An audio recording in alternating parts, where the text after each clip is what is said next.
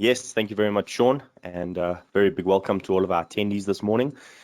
Very big thank you to Iopsa as well as PRB for performing all these different types of initiatives and bringing them to all of us out in the industry. And we want to say thank you to not only yourselves for joining us, Sean, you always being there on a Monday and Tuesday morning, handling these Toolbox talks as well as these different sessions, and then for our Iopsa, obviously for always sponsoring this type of information. Now, the Toolbox talks that we have been discussing throughout the past few years every Tuesday morning has really brought about some really good questions, really interesting things from yourself. But one of the most frustrating things is not getting an answer to your email. So we want to apologize if you have not received a response. We've been going through our emails to check, have there been any people that we might not have gotten back to? Obviously, with the amount of emails coming through, we often miss some of the information or some of your responses. So we'd like to ask, if you haven't received a response as yet, please go back to your email and resend that email. Just forward it right back to our email address again, just so that we can keep in contact with you, even if it is about older topics, any questions, criticisms, suggestions you have. Please send it through. We love hearing from you, and also it assists us to make these Toolbox talks even better. And that is because it is designed for you out there in the industry, the guys on the ground really performing these tasks. And to all the safety professionals out there that are also listening in, please give us the advice from your side as well. We love hearing from you. And we also want to say thank you very much to those individuals who have shared some very good information that we have been using in these Toolbox talks and have added to the email answers when we forward these out to all of you who have questions. So again, thank you to all of you, and we look forward to this morning's Toolbox talk on unblocking piping. Now, when we are going to a task, when we are quoting for work, it's very difficult at that stage to identify what can go wrong. So some questions that we want to ask ourselves when we're thinking specifically of the task of unblocking piping, we want to look at three things. Now, there are a few additional ones, but these would be the three most important things that you should consider. However, each of them have spin-off questions or related topics that we also need to consider. So it's almost like a domino effect. Once we push on one button or ask one question, there's a few very, very important questions to ask in relation to that. The first question we want to ask ourselves is, what hazards do I, as the plumber, bring to the task? Now, if you are the risk assessor for your company and you are performing the task of risk assessing, are you the one also performing the work?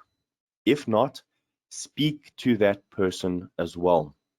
Very good idea is actually to speak to all involved in that task so that you get a broader understanding of all the risks that may be taken to the site. Now, this type of risk often doesn't change, and that is because you are using the same types of tools, the same methods, and perhaps even the same people on the same type of task. But then the second question is also very important. What hazards are already present in the area where this task is going to be performed? Now, these are site-specific or environmentally related hazards and risks that may be unseen at the time of us quoting. So another good point to remember, if you are the one going out to site in order to quote on work for the unblocking of piping or any other type of scope, and this is what's so beautiful about these Toolbox talks, is we can apply the same information we get to almost every topic or every scope of work that we are performing. So if you are the one going out to site, performing the quote and seeing the client, but you are not the one performing the work, why not take a minute to just look around the area where you are going to be sending your team in or sending the plumbers in to do the work, and notice if you can see any additional risks and hazards that may be present that might not already be calculated into that risk assessment. It will go a long way in assisting them to know and understand what dangers they are heading for. Then the third question, a question that we often miss out on, is do you foresee the potential for additional or residual risks on site?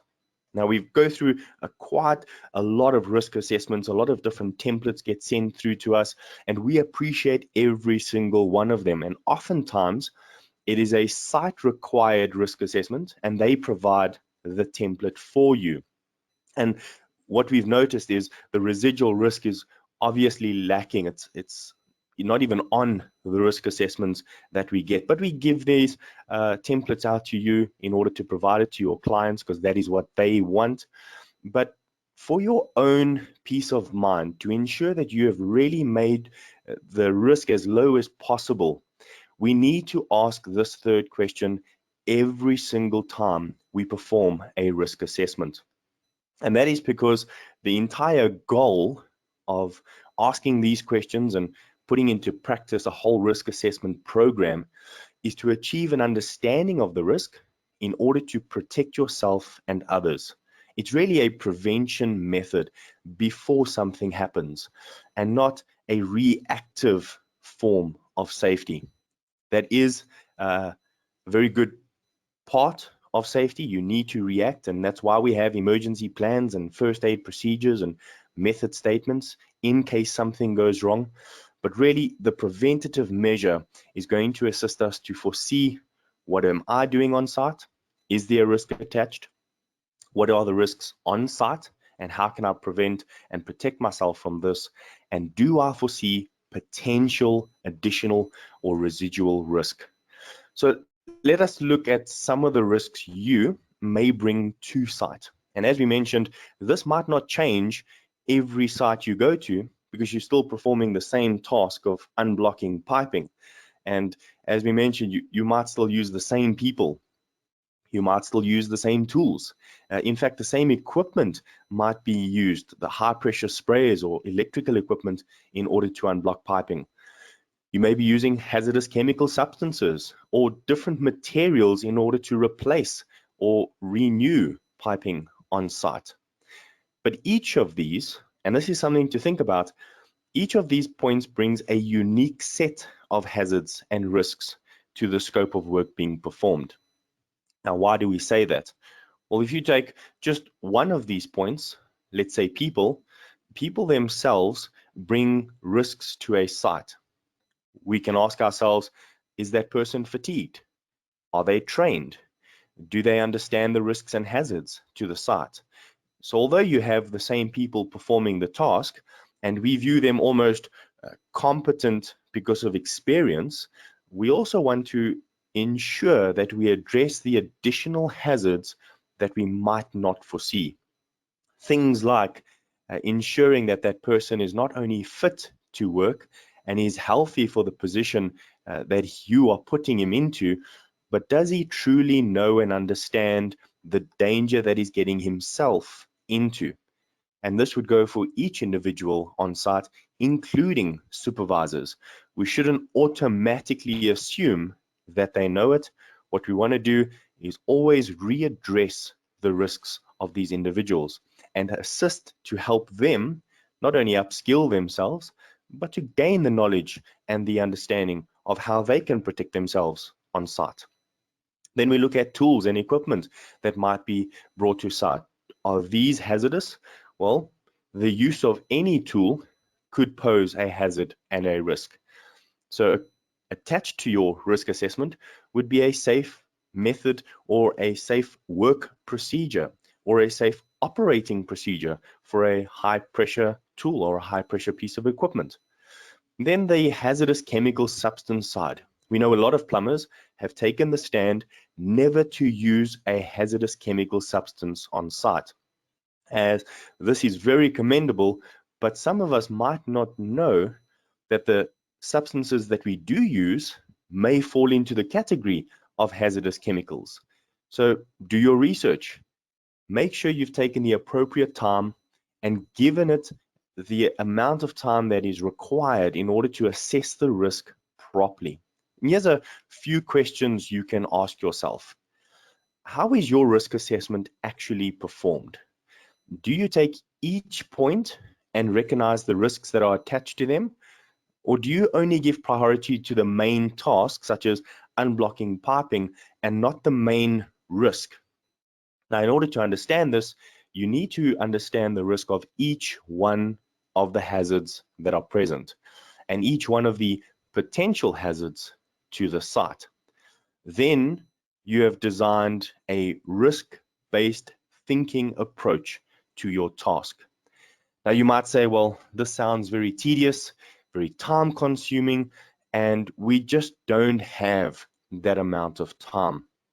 Well, if we do not prepare, we will not ensure that the risks and hazards that affect each and every one of you on site is mitigated to a proper degree. And then you are opening up yourself for exposure, not only to perhaps a lower standard of health and safety, which has a ripple effect to quality, to employee well-being, as well as your own name that you are giving out on site. And reputation, especially in small areas or areas where it's very difficult to get into work, is a very, very high risk for us. So yes, health and safety works hand in hand with not only our quality, but also our economic growth in the actual country, because it can assist you in keeping a higher standard of safety, which means a higher standard of value to your client. So don't take the risk assessment procedure for granted. However, the second question that we need to ask ourselves is really, what type of risk and hazard are we going to encounter on site? Now, again, we ask yourself, how are your risk assessments done? Are they done purely on the tasks that you are performing? Or are we taking cognizance of the risks and hazards that may be present at the area of work that we are going to perform? And this is always a variable, because each day a new risk may be present. Risks that we might not have seen yesterday could be present today. Now, how do we know that? Well, for one, it could be environmentally related. It could be weather, it could be road conditions, it could be the travel time to and from the client. It could be the actual condition, mind frame, or mindset of the individual going to site. These are constantly changing. And you might say, well, if it's constantly changing, how do we prepare for it? Well, it's again to take a few moments and just to try and understand, what am I going to encounter on site? Things like, are there going to be confined spaces that I need to access in order to unblock the piping that is necessary on site? And you see, this adds a host of additional risks and hazards because the confined space may have oxygen deficient atmosphere, where the employees working in that situation may not get enough oxygen to perform the task. And this would become such a high risk that there is the potential that you would not be allowed to perform your task.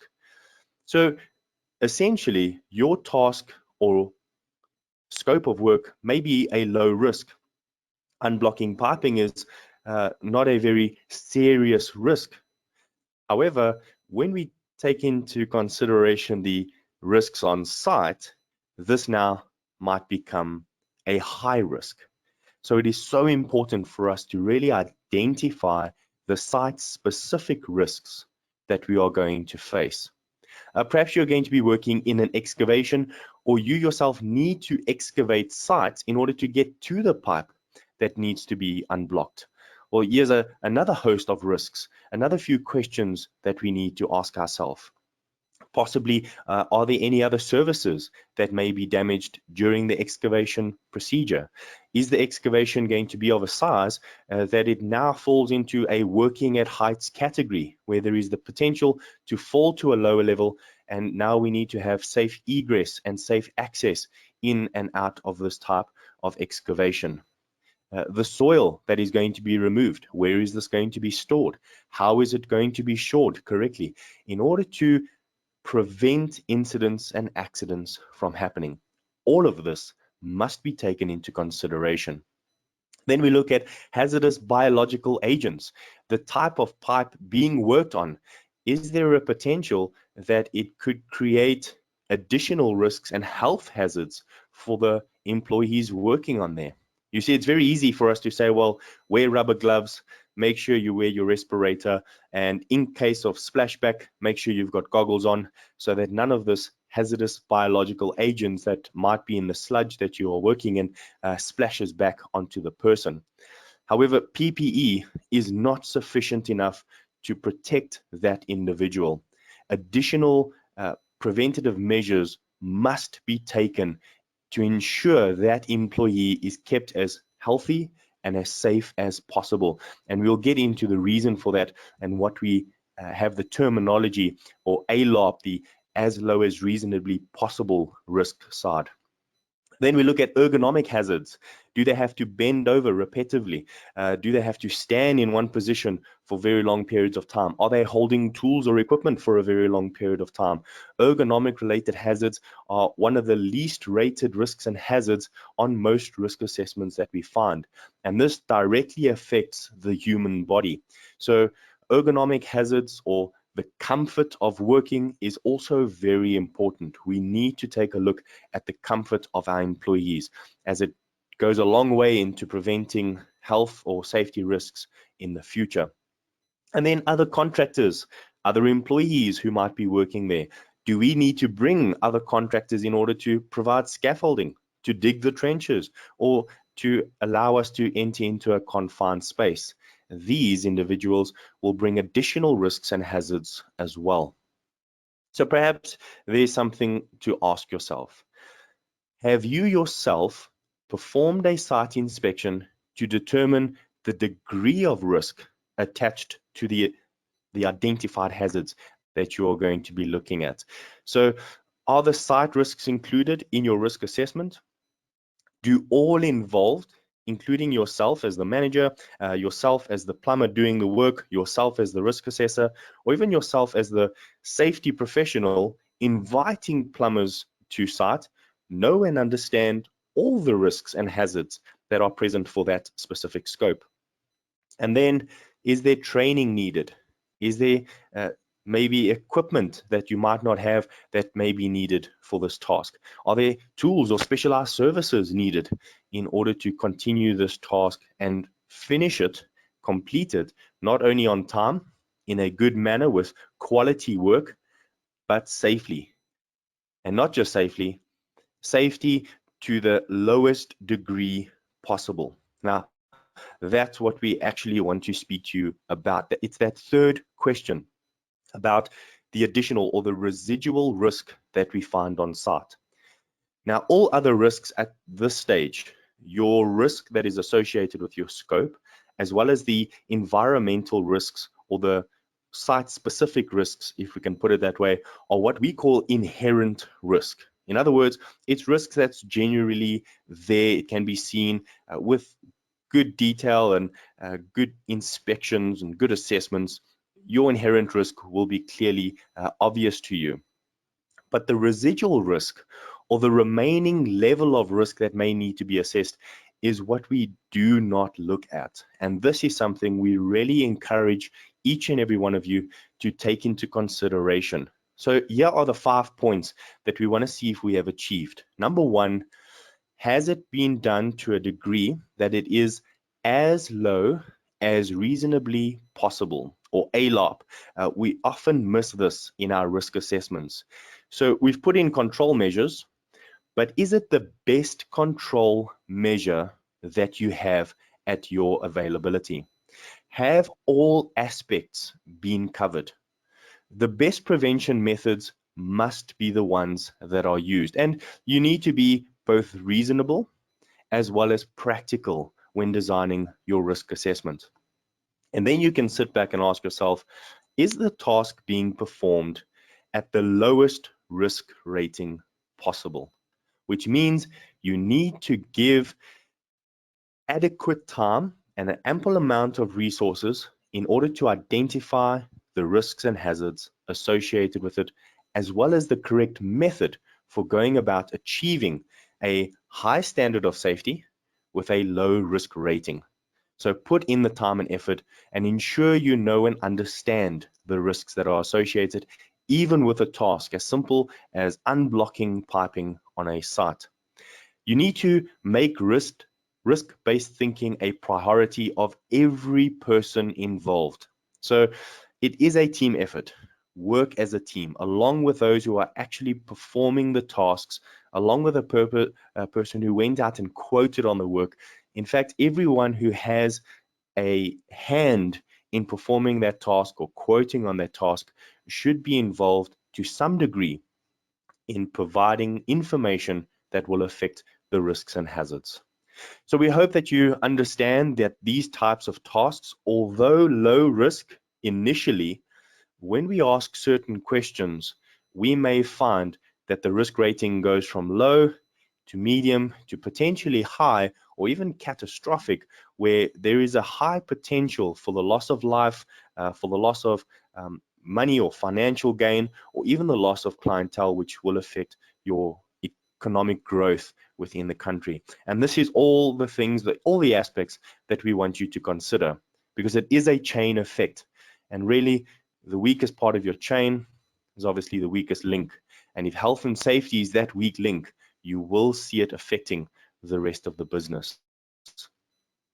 So thank you very much for joining us this morning for this Toolbox Talk. We really do appreciate it. And we want to say thank you again to every single one of you out there that are providing feedback to us to make this a better experience for everyone. So we're going to ask you again to please get in touch with us, safety@iopsa.org, info@ohss.co.za, or to myself, chris@ohss.co.za. Now, Iopsa has approved the following courses. The first course that we are going to be giving out, last year we did do first aid and firefighting. This year we are looking at the occupational health and safety representative, someone who is in the company to be able to assist employees and the employer himself with understanding the liability and where your responsibilities lie in a company. And obviously, as a she rep, they represent the employees and they can assist the company in just perhaps supporting the entire risk-based thinking procedure or program that you should have in place. And we really encourage you to send 2 employees, if you can, free of charge to this course. It is going to be an Iopsa sponsored course, and we are going to be in KZN in April, Gauteng in May, and then in Southern Cape in June. So please don't forget to reach out to us if you are interested in joining this course. Then next month, we are taking a look at a few different types of Toolbox Talk topics coming up. But again, we want to encourage you to please reach out to us and give us your feedback and what you would like to hear on these Tuesday morning Toolbox Talks. So once again, thank you very much from my side. A very big thank you to Iopsa, as well as to SIOSH and PRB for accrediting these Toolbox Talks with CPD points. And again, to Sean as well for always being there on the back end to ensure that these things run smoothly. And then we're going to hand it over back to you, Sean. We'll see you all next week.